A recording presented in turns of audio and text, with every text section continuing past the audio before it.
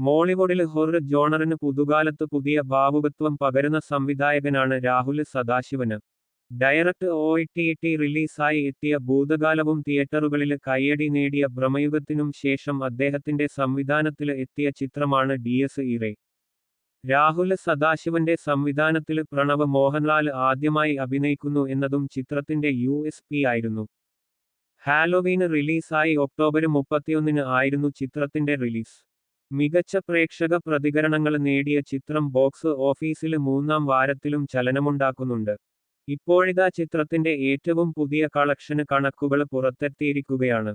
പ്രണവ് മോഹൻലാലിന് ഹാട്രിക് 50 കോടി club entry നേടിക്കൊടുത്ത ചിത്രമായി DS ഇറേ നേരത്തെ മാറിയിരുന്നു.